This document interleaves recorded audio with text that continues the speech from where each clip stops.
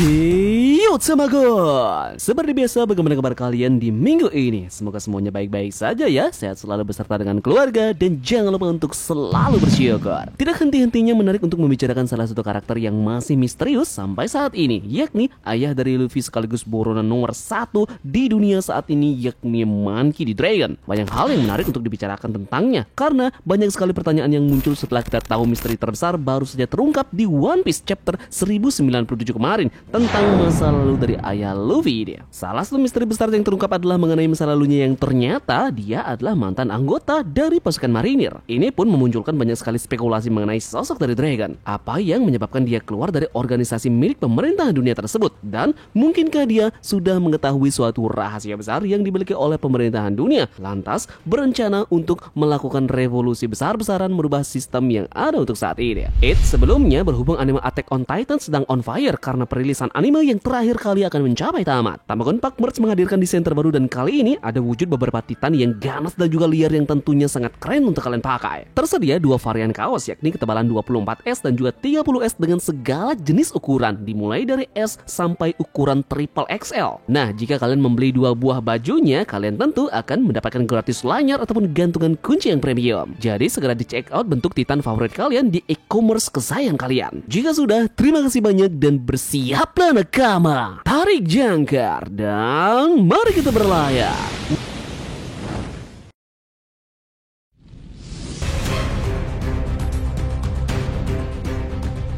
One Piece chapter 1097 kemarin akhirnya kita bisa melihat suatu kilas balik terbaik berlanjut dalam cerita ini. Yep, kisah balik berkaitan dengan karakter Kuma dan semua orang penting dalam hidupnya yang telah membentuk dirinya. Tentu saja ketika seseorang berbicara tentang Kuma, mereka juga langsung teringat pada Monkey D. Dragon. Ini dikarenakan kedua karakter ini sangat erat hubungannya dan kita tahu bahwa Kuma berperan sebagai salah satu anggota pertama revolusioner. Nah, dalam kilas balik Kuma ini kita pun disoroti oleh Dragon dan kehidupan masa lalunya. Kita dikejutkan di sana akhirnya Dragon terungkap bahwa dia adalah anggota dari marinir dan dia meninggalkan organisasi karena beberapa alasan.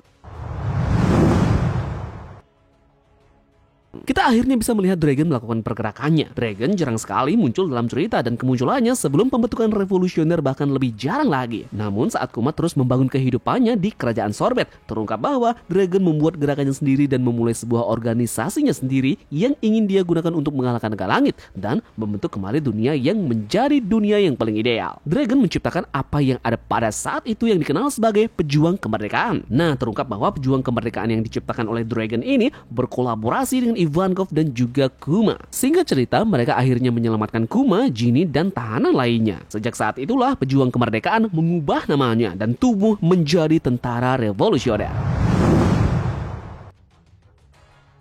Di One Piece chapter 1097 kemarin juga mengungkap sedikit masa lalu dari Dragon. Kita mengetahui fakta bahwa Dragon adalah karakter yang sangat penting dalam cerita dan oleh karena itulah Oda menyembunyikan masa lalunya hingga tiba waktunya untuk mengungkapkan seluruh hidupnya kepada kita. Nah, ternyata Dragon ini adalah anggota angkatan laut. Ini tidak terlalu mengejutkan. Banyak yang percaya bahwa Dragon ini adalah seorang marinir di masa lalu dan alasan mengapa hal ini dapat diprediksi adalah karena Dragon adalah putra dari Garp sendiri. Garp ingin Luffy menjadi seorang marinir karena untuk memastikan bahwa dia tidak mengalami nasib yang sama seperti banyak bajak laut kejam lainnya di lautan. Kemungkinan besar Garp juga ingin mendorong Dragon melakukan hal yang sama dan dia memaksanya untuk bergabung dengan angkatan laut di usianya yang sangat muda. Dragon kemungkinan besar tumbuh di organisasi ini dan mencapai tingkat kekuatan yang mengagumkan. Jadi, apa bisa dibilang Dragon dulunya adalah seorang laksamana.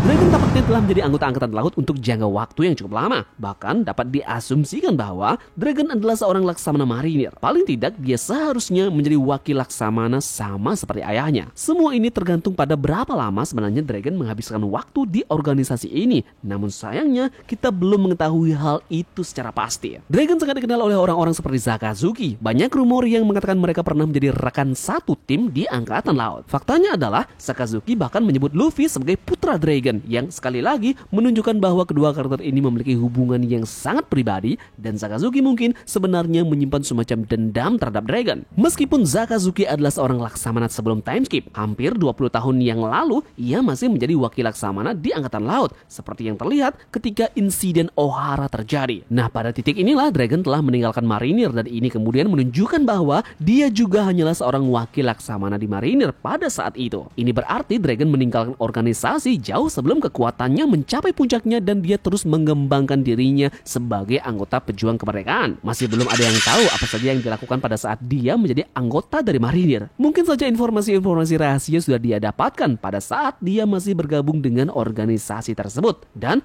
ada beberapa faktor lain selain dia tidak menemukan keadilan sebenarnya di sana.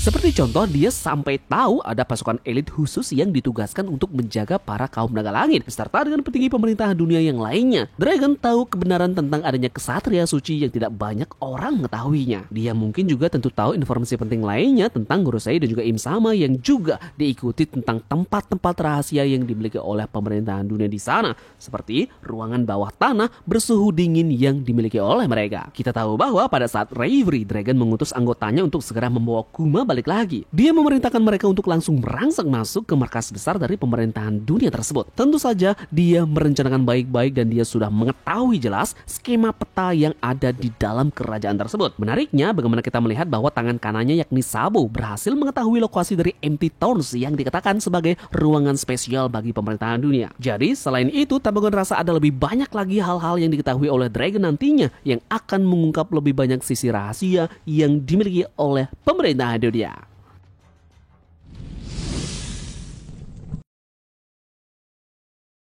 Alasan mengapa Dragon meninggalkan Angkatan Laut sangatlah sederhana. Dia akhirnya menyadari bahwa tidak ada keadilan yang bisa dia temukan di Marinir. Setiap perwira Marinir memiliki rasa keadilannya masing-masing. Misalnya, semua laksamana mempunyai rasa keadilan mereka masing-masing. Dragon kemungkinan besar juga memilikinya dan Marinir tidak bisa berbuat cukup banyak untuk memenuhi rasa keadilannya ini. Dia mulai kecewa dengan organisasi ini dan akhirnya memutuskan untuk meninggalkan organisasi tersebut dan memulai organisasinya sendiri. Dia hanya ingin menciptakan tatanan dunia yang adil di mana yang lemah dan yang miskin tidak tertindas oleh yang kaya dan yang berkuasa. Sejak saat itulah dia menciptakan pejuang kemerdekaan yang berevolusi menjadi tentara revolusioner untuk memutuskan melakukan ekspansi.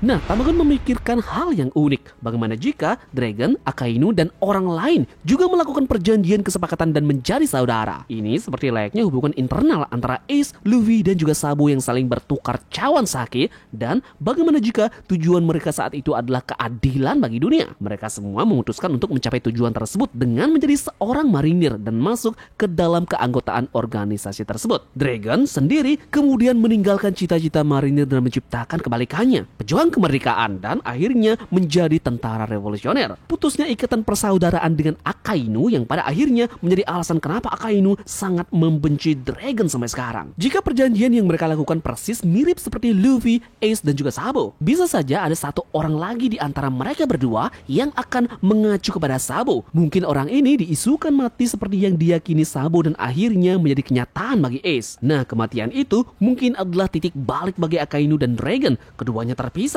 Akainu menjadi marinir yang dipercaya bahwa itu adalah keadilan sejati di dunia, dan sebaliknya Dragon menciptakan pejuang kemerdekaan yang ingin membawa keadilan sejati di dunia. Kita bahkan mendapatkan hubungan antara Dragon dan juga Akainu dari Ohara. Akainu adalah wakil laksamana pada saat itu dan memimpin Buster Call di pulau itu, dan bahkan memutuskan untuk menghancurkan kapal evakuasi. Beberapa bulan kemudian, kita pun melihat Dragon juga mengunjungi pulau yang sama. Melihat secara jelas perjuangan dari penduduk Ohara menaruh respect yang sebesar-besarnya dengan apa yang mereka perjuangkan. Mungkin ini juga pertanda cita-cita Akainu dan juga Dragon yang bertolak belakang. Bahkan Akainu mengetahui hubungan Ohara dengan Dragon dan kebenciannya mengakibatkan tidak ada seorang pun yang hidup di sana. Diketahui juga Akainu dan juga Dragon juga memiliki usia yang sama, yakni 55 tahun, seperti halnya Sabo dan juga Ace yang memiliki usia yang sama. Dragon dan juga Akainu sama-sama memimpin kelompoknya masing-masing. Oda Sensei menggambar Akainu ketika dia masih muda dan sepertinya menjalani kehidupan yang sangat sulit.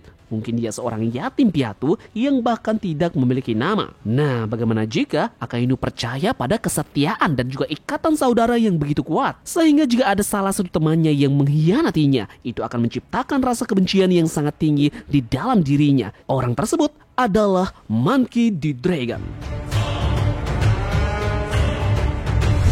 Oke, jadi sekian pembahasan Tamagon mengenai masa lalu dari Dragon ya, yang di angkatan laut, yang bisa jadi ada keterkaitan kuat antara hubungannya dengan Laksamana yang sekarang, yakni Sakazuki alias Akaido. Apa kalian punya pendapat lain tentang hal ini? Silahkan tulis di kolom komentar. Terima kasih dari kalian yang sudah mau ikut berlayar bersama-sama Tamagon hari ini. Mohon maaf jika ada analisa yang berlebihan maupun kata-kata yang kurang berkenan. Jadi, sampai jumpa di pulau selanjutnya. Sekian dari Tamagon, dan turunkan jangkar. Mari kita berlabuh.